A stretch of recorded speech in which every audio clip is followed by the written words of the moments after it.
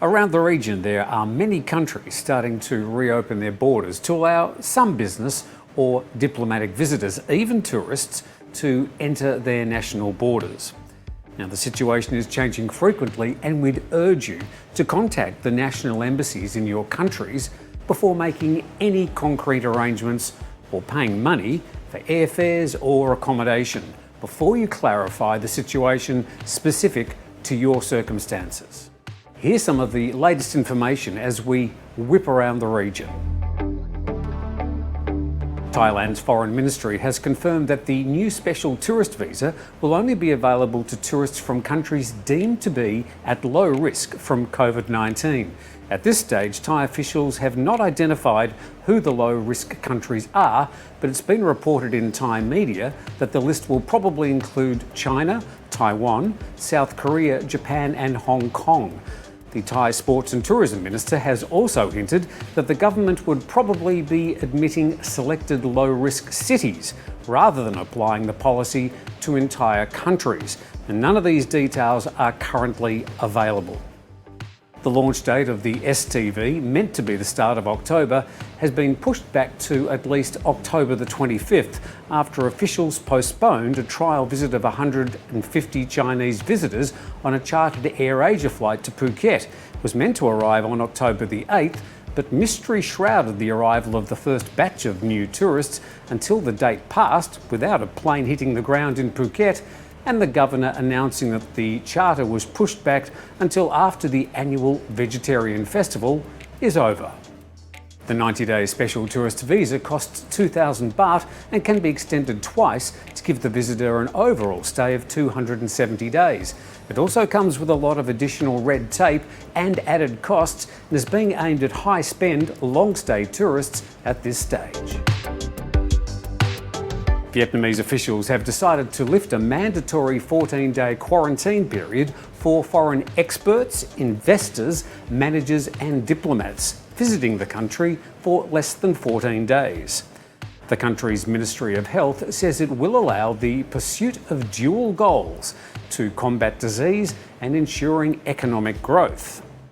These foreign visitors will now be exempt from the earlier 14-day quarantine at centralised state facilities if they stay in Vietnam for fewer than 14 days. However, they have to comply with all other requirements, including wearing a mask and refraining from shaking hands to prevent the spread of COVID-19. The visitors will also need to complete medical procedures, including a test for COVID-19 every 2 days. The companies and organisations that invite them into the country will need to guarantee that it or another international insurance company will bear any medical or other expenses if they contract the disease in Vietnam. The Vietnam government portal has announced that the updated quarantine concession will enable the country's industries and manufacturing sectors to bring in the necessary foreign expertise for short stays to supervise the installation of maintenance of essential machinery. Last month, the Vietnamese government agreed to a travel bubble between Vietnam and investment partners such as South Korea. For business people or visitors entering Vietnam for a period longer than 14 days, they'll have to register at quarantine sites, that's hotels or the state-organised quarantine, and present negative COVID-19 certificates 3 to 5 days before arrival. Anyone testing positive will be admitted to medical centres for treatment. Those reporting negative results twice can switch from centralised quarantine sites to isolation at home or their place of work or a hotel until they complete the 14-day quarantine period. Hong Kong authorities have suspended Nepal Airlines flights until at least October the 17th. Civil aviation officials in Hong Kong introduced the ban on October the 4th after several passengers travelling from Kathmandu Airport to Hong Kong tested positive for COVID-19 when they arrived, despite having presented a negative test result prior to departure. China will be removed from Japan's list of banned countries from November. Along with the Chinese mainland, restrictions will be lifted for 11 other countries and regions, including Taiwan, Australia, New Zealand, Singapore, South Korea, Vietnam and Malaysia. Japanese businesses say they're particularly keen for their staff to start travelling to China and around Southeast Asia, where many of their companies have factories. International business travellers with residency status in Japan will also soon be permitted to re-enter the country without undergoing the 14-day quarantine. For its trekking sector, Nepalese officials have announced that it will give foreign nationals permission to enter the country for mountaineering and trekking from October the 17th, subject to providing a valid negative COVID-19 PCR test.